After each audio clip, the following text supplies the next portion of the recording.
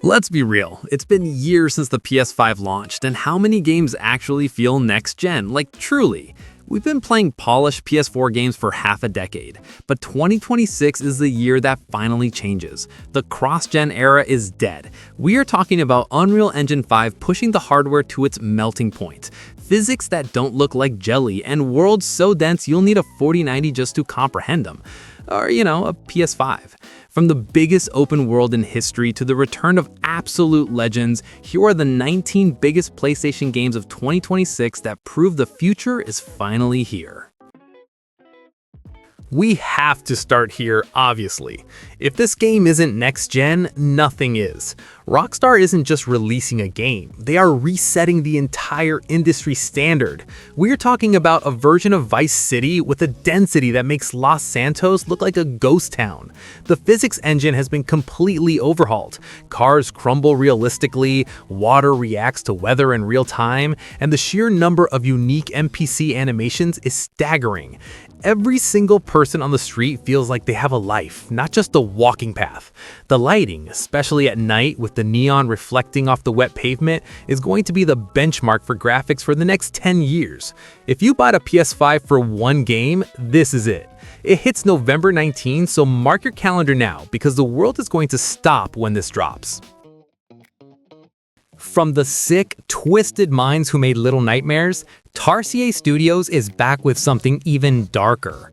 This isn't just spooky platformer number 4. It's a full-blown co-op survival horror built on Unreal Engine 5, dropping February 13. The camera work is dynamic, constantly shifting to create the sense of unease and scale that makes you feel tiny and helpless. The textures on the monsters are gross in the most high-fidelity way possible. You can see the pores, the wet fur, the stitching. You play as a brother and sister trying to escape a hellish island, and the co-op mechanics force you to actually work together to survive. It's not just about running, it's about solving puzzles while being hunted by things that shouldn't exist. It's the kind of horror that gets under your skin because it looks too real. Okay, let's switch gears completely. You want cozy? Beastro is the ultimate vibe check, coming to PS5 in spring 2026. It's a deck-building cooking game. Yeah, you heard that right. You play as a little cat running a restaurant, but to get ingredients, you have to go out and fight monsters using a card-based combat system. The art style is what makes this next gen. It looks like a high-budget animated series come to life. The lines are crisp, the colors are vibrant, and the animations are incredibly expressive. It's running at a buttery smooth frame rate that makes the combat feel snappy and responsive. It's unique, it's vibrant, and it's the perfect palate cleanser after all the gritty realism of the big AAA titles. It proves next gen isn't just about polygon counts, it's about style. This game is the definition of a next-gen sleeper hit, and it's dropping on May 26, 2026. If you are tired of the same old loot, grind, repeat formula, the Relic is going to be a breath of fresh air. It's an action RPG from Project Cloud Games, but it abandons the traditional leveling system entirely. You heard that right, there are no levels. Instead, you grow by collecting rooms and relics from fallen enemies and bosses. The combat is focused on 5 distinct weapon types, each with its own massive skill tree. You aren't just spamming square, you're weaving together combos that feel heavy and impactful. The visuals are stunning. We're talking about a dark, atmospheric world that looks like Dark Souls had a baby with The Witcher 3, but with that distinct Korean action game flair. The lighting effects on the magic attacks are blindingly good. It's dense, it's mysterious, and it respects your intelligence by forcing you to actually learn the mechanics instead of just grinding XP. Platformers are back, baby, and Duskfade is leading the charge. This is a love letter to the PS2 era. Think Jak and Daxter or Kingdom Hearts, but built with 2026 technology. You play as Zirian, a workshop apprentice in a clockpunk world where time has stopped. Your job is to fix the master clock and restore the flow of time. The movement here is what makes it feel next-gen. It's incredibly fluid. You are swinging, wall running, and grinding rails with zero friction. The world is this vibrant vibrant, neon-soaked fantasy land that pops off the screen, especially if you have an OLED. It's not trying to be hyper-realistic, it's trying to be a playable cartoon, and it succeeds.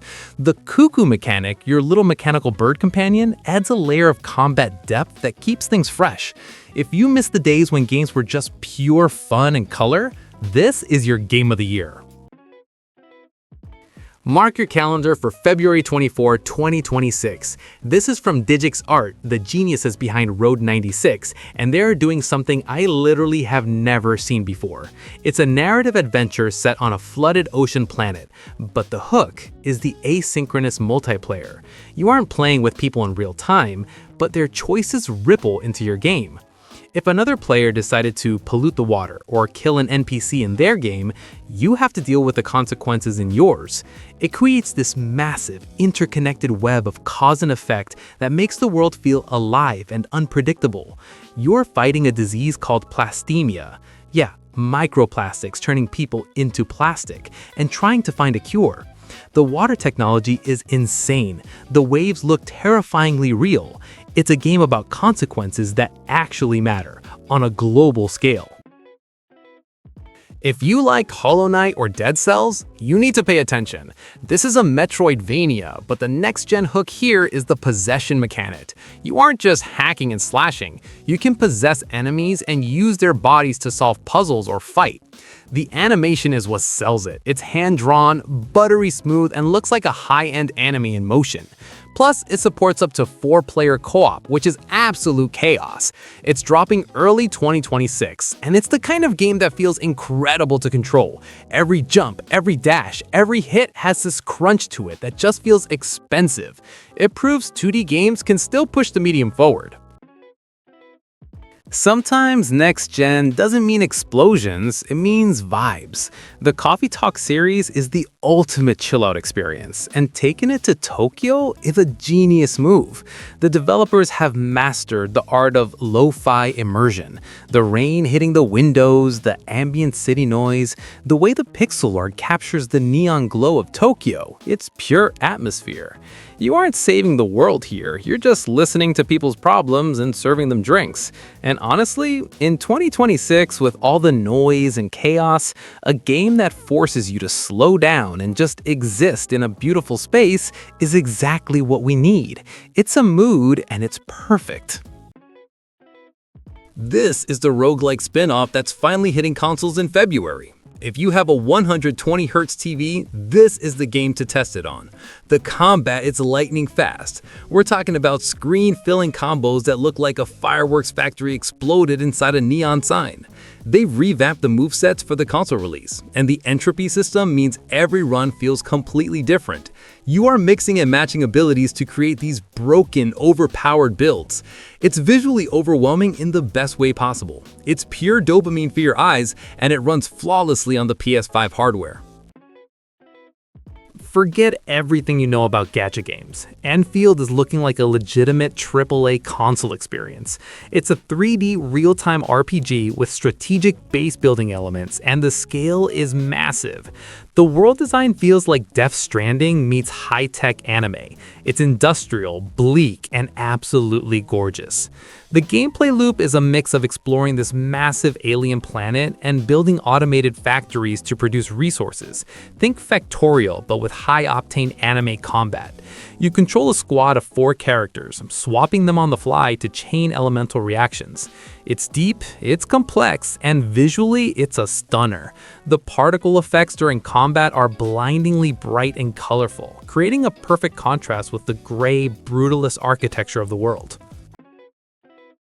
The AI Somnium series is the best detective franchise you probably aren't playing, and that needs to change. This new entry drops in February, and it's doubling down on the weirdness. You are solving murder mysteries by literally diving into people's dreams, called somniums, which are surreal, twisted puzzle rooms representing their subconscious.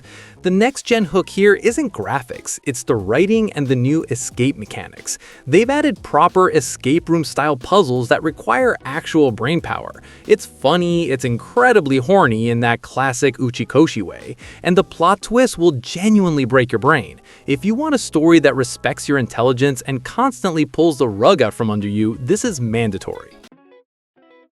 From Yacht Club Games, the legends who gave us Shovel Knight, this game looks like a Game Boy Color masterpiece that traveled through time. It rocks a distinct 8-bit aesthetic, but it runs at a blistering 60 FPS with modern physics and lighting. It's a top-down action-adventure that feels like Link's Awakening smashed into Castlevania. You play as a mouse with a whip. The movement is snappy. You can burrow underground to dodge attacks and pop up to surprise enemies. It's fast, precise, and challenging. It proves that next gen doesn't always mean photorealism. Sometimes it means taking a classic art style and perfecting it with modern technology so it plays better than you remember the classics ever did. This is a platformer that feels like a lost masterpiece. The next-gen flex here isn't ray tracing, it's the fact that it is entirely hand-drawn, frame by frame. There's no skeletal animation, no shortcuts. Every single movement is a unique piece of art. It looks like a playable painting from a twisted book of fables. The story is dark. You play as an old man in a surreal archipelago, fighting to defeat a mysterious deity. It's challenging, precise, and visually it's unlike anything else on the market. It runs at a flawless frame rate, making the action feel incredibly responsive. It proves that there is still space for traditional 2D artistry in a world of hyper-realism. You have never played a shooter that looks like this. It's a boomer shooter with the aesthetic of a 1930s rubber hose cartoon. Think Cuphead, but with Tommy guns and explosions. It's entirely black and white, set in a gritty North city full of corrupt mice and mobsters. The jazz soundtrack goes hard, and the animations are hilarious. Enemies don't just die, they disintegrate into ink or spin around with X's on their eyes. But don't let the cute look fool you. The gunplay is tight and violent. You are popping heads using power-ups like spinach, obviously, and navigating complex levels. It's stylish, it's unique, and it commits to the bit 100%. One store, many stories. We are slowing it down for this one. This is a slice-of-life simulation set in a convenience store in the early 1990s. The level of detail here is staggering. You aren't saving the world, you are stocking shelves, heating up bento boxes, and organizing drinks. But the next-gen part is the atmosphere and the narrative depth. Every customer has a story. You learn about their lives, their struggles, and your interactions with them actually change their day. It's cozy, nostalgic, and oddly addictive. The lighting, the sound design of the humming fridges, the rain outside. It creates a sense of place that is incredibly immersive. It's a game about the beauty of the mundane. You want something weird? Like Japan is the only country that could make this weird? How about a game where you skateboard inside a moving train? Denshattack is pure arcade adrenaline. You play as a delivery girl trying to navigate a massive infinite train system by grinding rails, doing kickflips off seats, and smacking enemies with a broom. The art style is what grabs you immediately. It's this hyper-stylized, cel-shaded pop art aesthetic that screams Jet Set Radio. It's vibrant, it's loud, and the sense of speed is dizzying.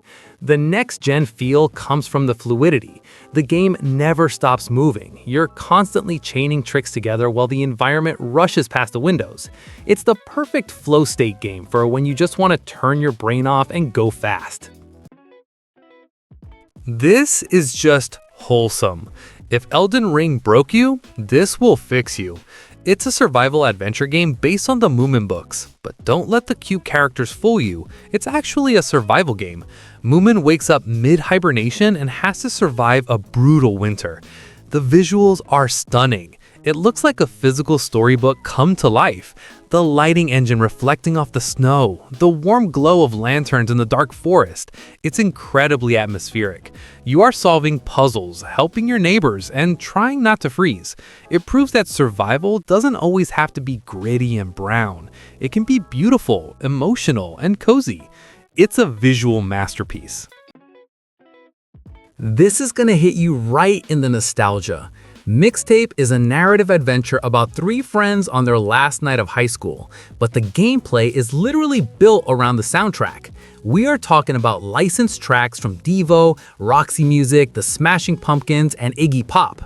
But it's not a rhythm game, it's a series of surreal vignettes. 1 minute you're skateboarding, the next you're floating through space, then you're driving a car. The transitions are dreamlike and seamless. It captures that specific feeling of being a teenager, where everything feels momentous and scary. It's an interactive music video that uses the PS5's power to create these trippy, constantly shifting environments that match the beat of the songs. We're ending with the most twisted game on the entire list. On the surface, Grave Seasons looks like your standard cozy farming pixel art game. You grow crops, you fish, you romance the cute townsfolk, but there is a catch. One of the people you are dating is a serial killer. Every time you start a new game, the killer is randomized. You have to figure out who is murdering people while trying to maintain your farm. It is Stardew Valley meets Twin Peaks. It is such a brilliant next-gen evolution of the genre because it takes something safe and makes it terrifying. The writing is sharp, the stakes are high, and the fact that you might accidentally marry the person killing your neighbors is just genius. It is the perfect example of how 2026 is about taking risks. So there you have it, 19 games coming in 2026 that cover everything from billion-dollar crime simulations to train skateboarding and Nor mice. Whether you want graphics that melt your GPU or gameplay that breaks your brain, 2026 is undeniably the year the next-gen promise is finally kept. Which one of these is your day one buy? Are you all in on GTA 6, or are you grabbing something weird like Mina the Hollower? Let me know in the comments down below. If you want more lists that cut the fluff and just give you the good stuff, smash that like button and subscribe. I'll catch you in the next one. Peace.